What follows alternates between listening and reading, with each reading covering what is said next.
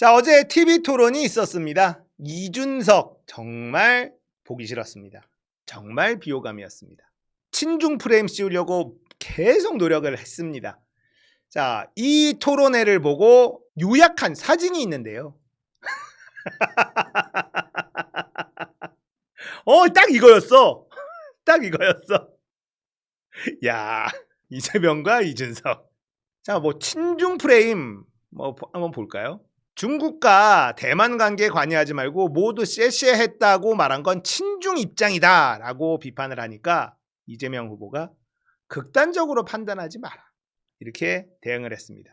이재명 후보는 대만과 중국이 다투면 대만과도 중국과도 다른 나라와도 좋은 관계를 유지할 필요가 있다는 취지, 친중이라는 건 적절치 않아. 이준석은 미국 입장에서 한국과 북한이 싸우면 똑같은 것 아닌가? 일반적인 상황과 특수한 상황을 구분해달라. 통상적인 국제관계이고 침략 및 전쟁 상황이 벌어지면 또 다르다. 굉장히 이준석이 공격을 하려고 하는데 잘 안 먹혔어요. 이준석이 뭐라고 했냐? 대만 해협의 전쟁 위협이 가중되는 상황에서 유사시엔 어떻게 할 것인가? 대만이 침략하면 개입할 거냐? 이런 식으로 외교에 대해 하루자고 일어나서 다른 얘기를 하면 신뢰가 안 된다. 대답을 하라는 거예요. 이재명 후보는 모든 상황을 극단화시켜 판단하면 문제가 생긴다. 상황이 전개됐을 때 국익을 판단 기준으로 유연하게 대응해야 한다. 자, 이거를 개입한다 안 한다 대답하는 게 맞아요? 이게 맞습니까? 이준석의 전략은 뭐냐? 아빠가 좋아 엄마가 좋아를 탁 물어봅니다. 그리고 아빠가 좋다고 하면 이렇게 공격할 거야. 엄마가 좋아하면 이렇게 공격할 거야를 딱 준비해 놓습니다. 그러니까 둘 중에 하나를 대답을 해야 돼요. 둘 다 공격한 걸 준비해 놓고 딱 덫을 던져 놓는 겁니다. 그렇게 해서 말꼬리 잡아가지고 공격하려고, 망신 주려고. 이걸 준비해 놓은 거예요. 얘 수준이 딱 이거야. 대만에서 전쟁 나면 개입할 거야? 개입한다 그러면 이렇게 공격할 준비 딱 해놨겠죠. 개입 안 한다 그러면 이렇게 공격할 준비를 딱 해놓은 겁니다. 어떻게 해도 내가 다 이겨. 자기는 토론을 너무 잘해.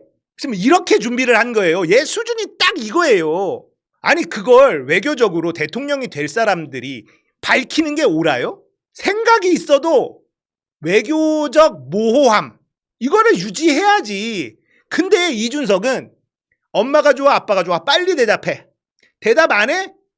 이러고 있는 겁니다. 아이고 수준이 너무 낮아요. 그러니까 TV 토론회의 패널 수준으로 대선 토론에 임하고 있는 겁니다. 그러면서 친중이라고 계속 비판하는데 이준석이 이재명 후보가 풍력 발전을 늘리겠다고 했는데 풍력이 데이터 센터에 알맞은 에너지원이라고 보지 않는다. 거기다가 풍력 발전은 개발 및 운영 등이 중국 비중이 높은데 우호적인 발언을 한 이유는 뭐냐.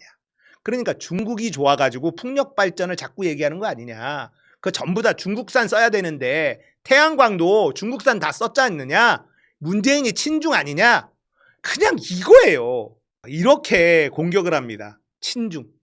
혐중이 먹히니까 이재명은 친중이야. 그러니까 찍으면 안 돼. 지금 이게 대선 토론에 나와서 할 수준이냐고요. 유튜버들이나 할 소리지. 얘 수준이 진짜 너무 한심해서 이재명을 두고 사입이 종교처럼 위험하다. 이준석이 꼬집은 공약 YTN이 굉장히 긍정적인 헤드라인을 잡아주죠. 언론이 지금 헤드라인이 좀 이상해요. 언론 헤드라인들이. 이게 뭐지? 싶은 헤드라인이 나옵니다. 이김 동시 타격으로 존재감 뽐낸 이준석. 지지율 10% 넘어설까? 와, 이런 게 나옵니다. 이게 존재감을 뽐냈다고? 이 기사의 네이버 댓글 보면 장난 아니에요. 기자 욕이 한 바가지입니다. 토론 안 봤니? 아무튼 언론은 이준석을 띄우려고 노력하는 모습이 좀 보여요.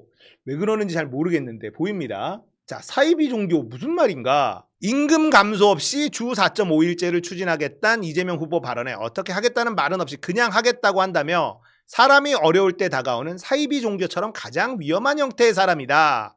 인공지능 100조 원 투자나 전국민 AI 무상 보급 같은 공약도 구체적인 계획이 없어 허황하다.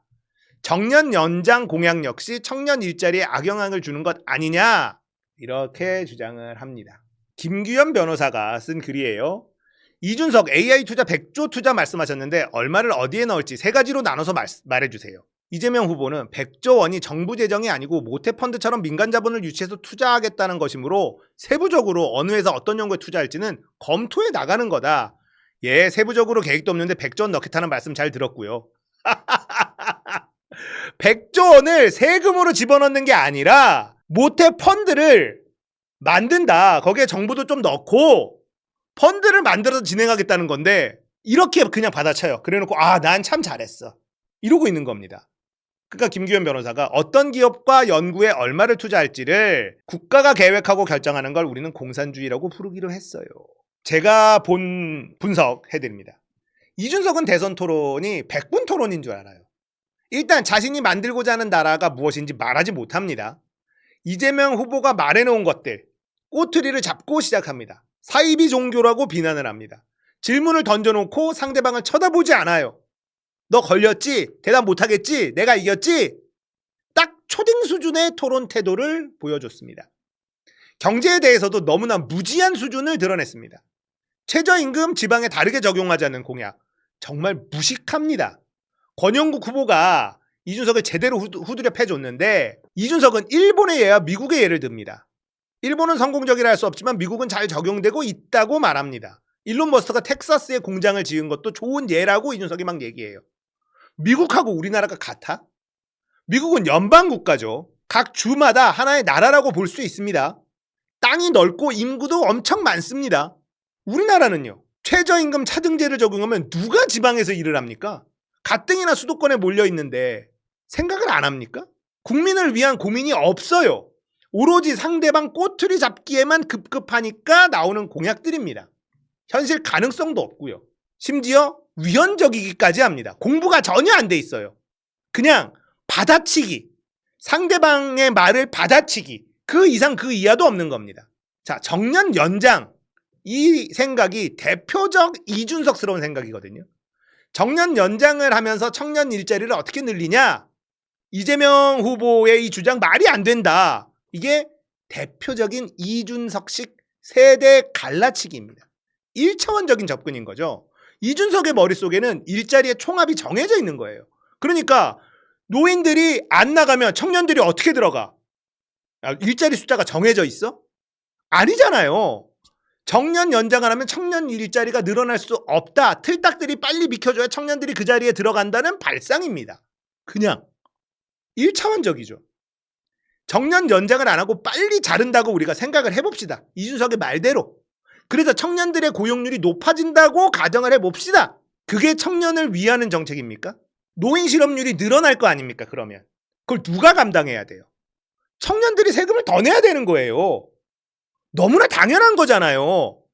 대통령이라면 노인 일자리, 청년 일자리 함께 고민해야 되는 거잖아요. 근데 이준석은요.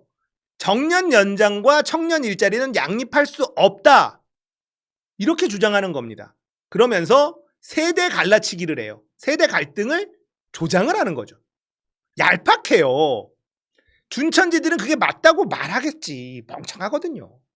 하지만 노인 일자리와 청년 일자리는 많이 달라요. 둘 다 접근할 수 있습니다. 자, 우리나라는요. 제조업 강국이라고 하잖아요. 그런데 공장 지역을 보면요. 젊은 사람들이 없어요. 왜 그러냐? 최저임금만 주려고 하니까. 편의점에서 일하는 거랑 공장에서 일하는 거랑 급여가 같다면 누가 공장에서 일하겠냐? 근데 공장 입장에서도 마찬가지죠. 아무것도 모르는 애들을 월급을 많이 줄 수가 없어요. 왜냐면 가르쳐야 되니까. 안 그래요? 그러니까 이거는 서로 간에 사업주, 공장주의 문제도 아니고요. 공장에 안 가는 청년들의 문제도 아닌 거예요. 제조업에는요. 숙련공들이 필요해요. 정년 연장을 절실하게 원하는 산업이 존재합니다. 왜냐하면 제조업 공장 가면은 나이 많은 사람들이 많단 말이죠. 근데 이들은 또 숙련공들이에요. 근데 정년을 법으로 연장해주면 이들하고 더 일할 수 있잖아요. 그럼 분량률도 훨씬 낮아지고 월급을 좀 더 주더라도 그게 사업자 입장에서는 남는 장사니까. 그러니까 정년 연장을 원하는 산업들이 분명히 존재합니다. 이쪽에 제조업의 정년을 연장해도 청년 일자리하고 상관이 있습니까? 어차피 안 가잖아 니들. 아무 상관이 없어요. 그러니까 고민해 봄직한 거예요. 정년 연장에 대해서도. 특수한 산업군에 대해서 정년 연장해줘도 청년 일자리하고는 아무 관계가 없는 예, 이런 것들도 있을 수 있고 고민해 봄직하다는 겁니다. 물론 이 부분도 문제점을 파악하고 개선할 필요는 있어요. 왜냐? 대한민국 숭늉공들의 처우가 너무 낮아요. 그러니까 청년들이 제조업으로 가진 않죠. 공장에서 기술 배우고 고생해서 숭늉공이 된다 한들 보수가 너무 짜. 진짜 장인 대우를 받게 해줄 필요가 있는데 그게 잘 안 되는 겁니다. 그러니 제조업의 청소년들이 도전을 안 하는 거죠. 이게 정부 차원에서 고민을 해볼 필요가 있죠. 근데 회사한테 또 뭐라고 할 수 있는 문제냐? 그렇지도 않아요. 이거는 얘기를 다 들어보고 고민을 해보고 정부가 좀 개입해주면 숭늉공에 대한 대우, 장인으로서의 대우가 좀 더 좋아지면 청년들도 길게 보고 들어갈 수 있단 말입니다. 근데 그게 지금 잘 안 됩니다. 그런 부분들도 분명히 있기 때문에 이거는 사업자의 문제, 청년들의 문제, 누구 하나 범인 찾기를 하기 어려운 부분이에요. 이거는 정부가 고민할 필요가 있는 영역이죠. 자, 노인 일자리, 청년 일자리 고민하는 건, 함께 고민하는 건요, 대한민국 대통령이라면 당연히 해야 될 일입니다. 둘 중 하나를 선택하는 건 안 돼요. 그런데 이준석은 양자택일을 안 하면 거짓말이라고 비난을 하고 있는 겁니다. 이런 게 대통령을 하겠다고 나서고 있는 거예요. 진짜 한심하죠. 자, TV토론으로 지지 후보를 바꾸지 않아요. 역대 TV토론을 통해서 확인한 통계입니다. TV토론을 잘한다고 지지 후보를 막 바꾸냐? 안 바뀌어요. 안 바뀝니다. 여론조사 보십시오. 안 바뀝니다. 손바닥에 왕을 그리고 토론을 해도, 아리백이 뭐냐고 해도, 말귀를 원래 못 알아먹는다고 해도 뽑아주잖아요. 안 바뀝니다. 토론에서 진짜 못한다? 상관없어요. 그렇다고 TV토론이 의미가 없는 건 아닌데 어떤 의미가 있냐? 자, TV토론에서는 취해야 될 전략이 두 가지다라고 합니다. 하나는 내 지지층을 더 결집시키는 거. 내가 TV토론 준비를 잘해서 지지층을 더 결집시키는 거. 더 투표장에 나오게 만드는 것. 확신을 주는 것. 이걸 해야 되는 거고요. 그 다음은 상대방 지지층의 밉상으로 찍히지 않는 것. 자, TV토론에서 좋은 모습을 보여주면 내 지지층은 역시라는 생각으로 결집을 하게 되죠. 또 상대 후보를 존중하는 모습을 보여줘서 상대 지지층을 자극하지 않는 것도 중요합니다. TV토론에서 내가 상대를 짓밟는다고 해서 투표가 바뀌지 않는다는 건 통계로 나왔기 때문에 이런 전략을 이야기하는 거예요. 근데 이준석의 토론의 태도는 빵점이었어요. 태도가 문제였습니다. 내가 이겼다, 잘했다, 논리적이었다. 이게 중요하지 않아요. 태도가 중요합니다. 태도. 이러면 상대 지지층을 자극시켜요. 이준석의 비호감은 올라가고 이재명의 지지층은 더욱 결집시키게 됩니다. 준천지들은 이준석이 잘했다고 난리를 치던데 선거를 모르는 애들인 거예요. 토론에는 내용보다 태도가 중요합니다. 이준석의 태도는 최악이었어요. 극단적인 상황을 예로 계속 들어요. 대만 유사시에 개입해 안 해. 이거를 양자택일을 하래요. 가능합니까? 양자택일하는 게? 하면 안 되는 거잖아요. 그런데 그걸 요구를 계속합니다. 강요해요. 그래놓고 너 난처하지? 대답 못하겠지? 이거 대답하면 나 이렇게 반박할 거고 이거 대답하면 이렇게 반박할 거야. 딱 준비해놓고 걸리기만 해봐. 박살 내줄게. 이러고 있는 거예요. 이건 토론의 좋은 태도가 아니고 진짜 최악의 태도인 겁니다. 비호감도가 엄청 높아질 건데 진짜 한심합니다. 그리고 이번 대선 토론이 의미가 없었던 이유가 있습니다. 하나만한 토론이었다라는 게 뭐냐? 선거 공약서 이재명 있죠. 김문수 없고 이준석 없어요. 선거 공약서도 준비가 안 돼 있는 후보들이에요. 무슨 대선 토론을 합니까?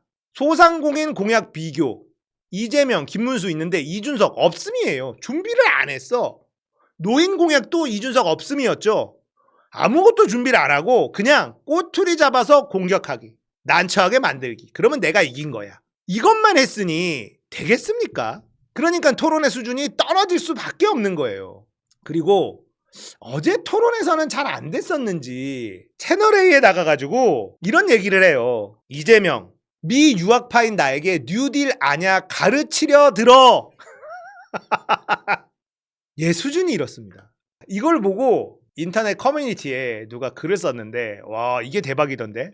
좋은 학벌은 큰 고추와 같다. 크면 클수록 좋지만 그걸 자랑하면서 남들 앞에서 흔드는 순간 존나 흉측해지는 거임. 그러네.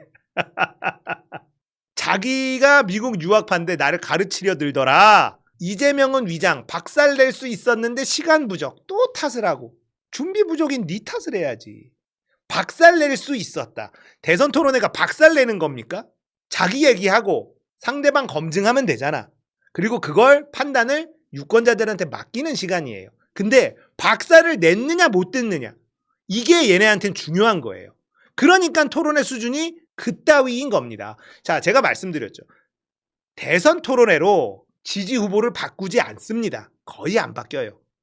그래서 내용보다 태도가 중요하다. 그런데 이준석의 태도는 시건방, 잘난 척, 아주 수준이 낮아요. 최악의 태도입니다. 이 태도가 왜 중요하냐? 박근혜 때 이정희 기억하시죠? 나 박근혜 떨어뜨리러 나왔어요. 떨어뜨렸습니까?